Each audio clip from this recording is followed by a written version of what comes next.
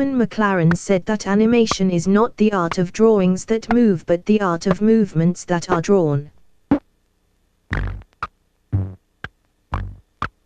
I could say it's similar to teaching. It's not what is taught but how it is taught, but I won't because I don't believe that. Teaching is not one thing nor another. It is a multitude of things. I did enjoy the placement, and perhaps not having numerous assignments and observations to think about, could have made it more relaxing, if possible. I do want to find a permanent job as a teacher in the creative field. I feel I have a lot to offer, but saying that, I do need more experience. Like anything is the art of sharing not just what you know, but what you don't know.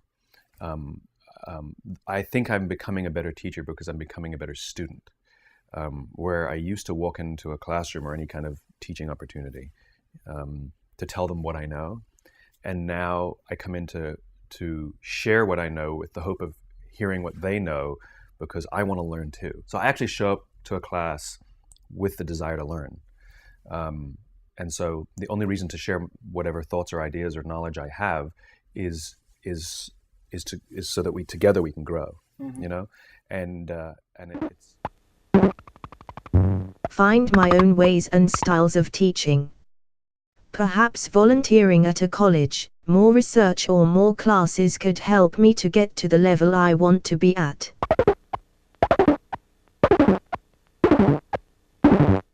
I'm always looking for new techniques or tools, because as well as wanting to teach this, it is also my hobby, so I generally like to research anything new that would be useful. More often than not, I have been able to show students what I've found or work I've done and currently doing.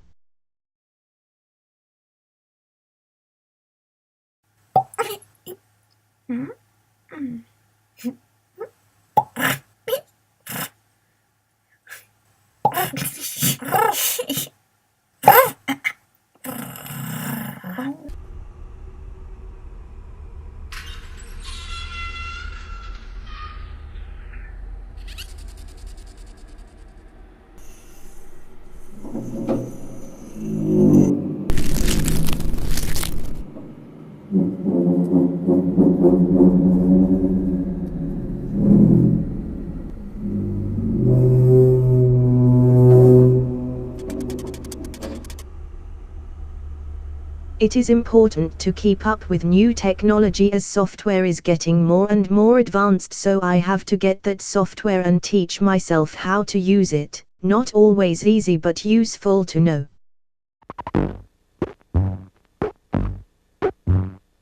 When I started this course, I don't think I fully knew how much was involved in teaching. I've never seen behind the scenes, and in some ways, it's like animation. If I have any advice for young animators, I can't just boil it down into a single soundbite. Let's put it that way. I mean, one of the first would be observe and caricature. Look at everything. Look at everybody and see what it is that makes them tick. You know, everything is done and placed on purpose for a reaction. I won't say it's been easy, far from it, it's been tough. It's tested me physically and mentally. For this you need more than just the know-how of your subject.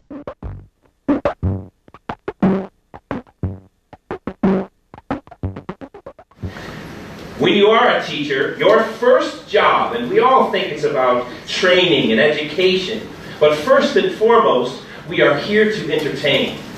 A teacher also has to, of course, be an educator for students. That means I have to plan and plan and plan and plan. I also have to be their big brother. Sometimes I need to tell them when they mess up. I also have to be their mother. I know how weird that sounds, but I can show you that I can be an expectant mother. And as a mother, because I'm the big brother 1 minute, as a mother, now these hugs become the soothing hugs. That's why I have to be this role model. I have to be someone 24 hours a day that is putting forth positive energy, positive feedback for them so that they can see how they're supposed to live their lives a little bit better. And also a counselor. I have to step out of all of those roles and be that person that is available all day to help them with problems, finding it. But I also say I and all teachers need to be a champion for these students. What that means is, if there are things that are not right, if there are things that are unfair, we have to stand up for those things. We have to be the people that when they can't make comments for themselves, that I will make those comments. Set aside from learning all the different theories, teaching techniques and styles. You do need much more than what you can read in a book, and thankfully being in a good placement has shown me it can be chaotic, has its good days and bad. One day is never the same. Things don't always go to plan. You need to be able to think on your feet and react well to different situations.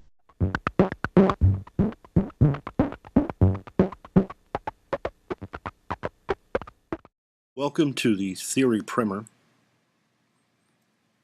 Theories give us perspective. Theories are like windows in a house, where you can look through multiple windows into the same room and get a different viewpoint from each window.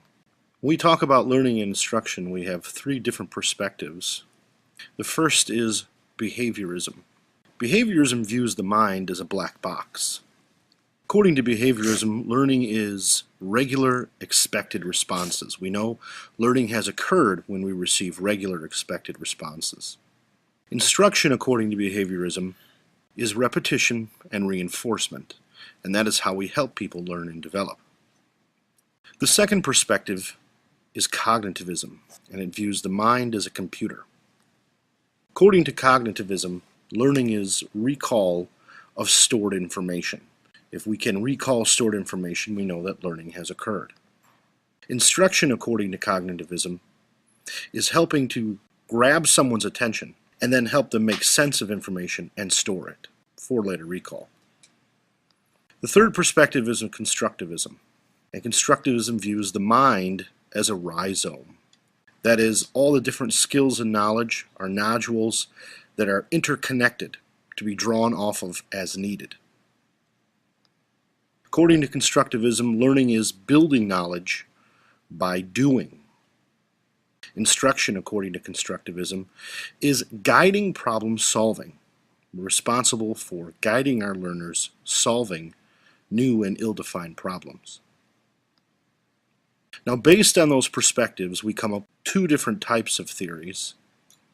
We have what is called descriptive theory, and descriptive theory in education helps us to answer the question, what is learning? Learning theory, which is the outcome of that, attempts to describe what learning is. The second type of theory that we have is prescriptive theory, which answers the question, how do we help people learn?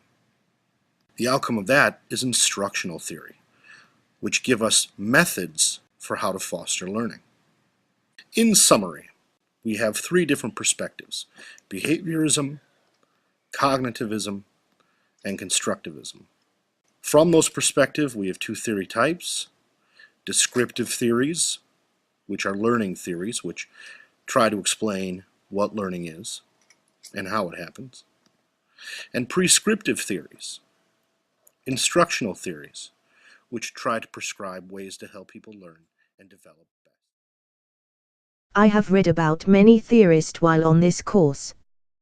The ones that most stuck in my mind and were relevant to where and what I taught was constructivism. It's about letting the student construct their own knowledge and not mimicking what was said. They need to have their own opinions and be able to find their own meanings. Cognitive theories look beyond behavior to explain brain-based learning. Yes, cognitive learning emphasizes the role of mental processes. Rosa, didn't you have quite a good analogy that could be useful here? In approaching learning in this way, we completely reject the model of rote learning, or in other words, just presenting information for students to take in and remember. What is important in cognitive learning is getting the students to be able to process new information in a way that makes it meaningful to them. I totally agree. Rote learning does not even warrant consideration. Information is not very useful unless students can relate what they are learning to wider contexts. After all, we want students to be able to do more than just recall information in an exam. We want them to be able to consider concepts, and make links that will enable them to apply their knowledge beyond the classroom. It's all about deeper learning. Exactly. If students can learn principles, then, even if they cannot remember particular details, the guiding principles will lead them to being able to solve the problem, or form an answer.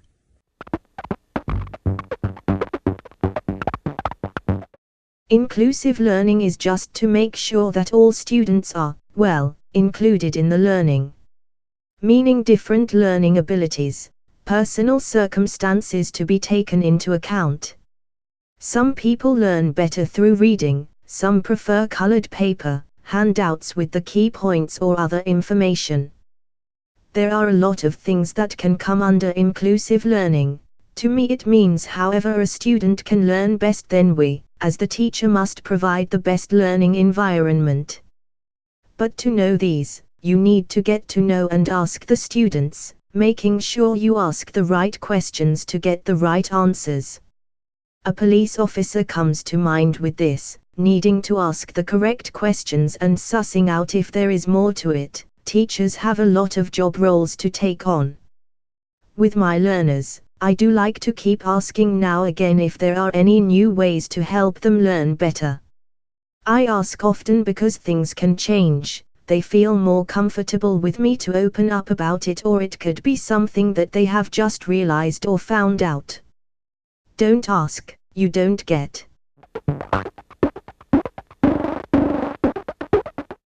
Functional skills, in a sense, are a barometer of the need in our system for young people to have quite practical ways of going about things, being able to solve particular problems, having basic literacies.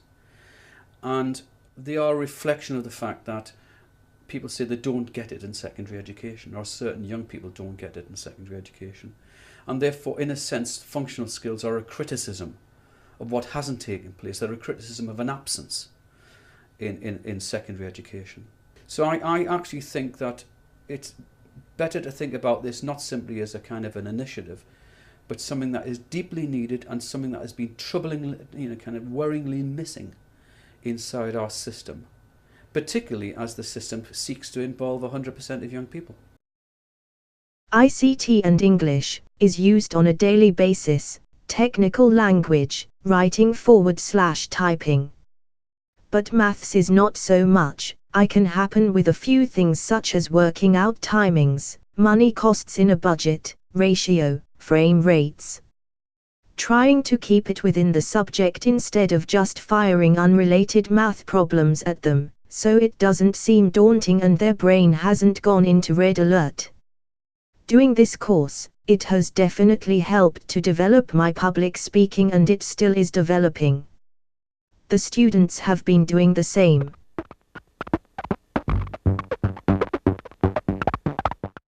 Teaching is a hard profession. It's more than just teaching a subject. There is a lot of care involved and many other job roles included. There are so many opposing theories that believe one is better than the other. One does not fit all. Although it is a complex, stressful and tiring job, it is worthwhile.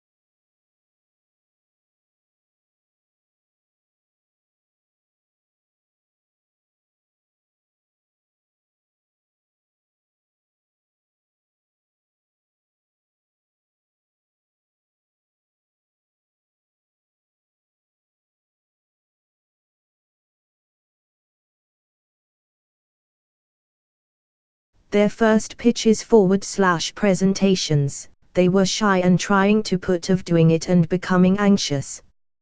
But now, after doing more, I can see the difference when they are talking, volunteering to be first or wanting to go next.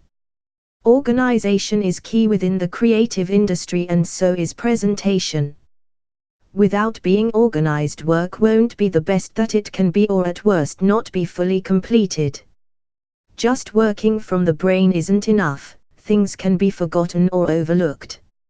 Missing a test here, a schedule there, and a design somewhere else won't hurt, right? Wrong. It will. It can make a dramatic effect on the final outcome. I always try to stress this fact to the students, and that their presentation of work is reflection of them.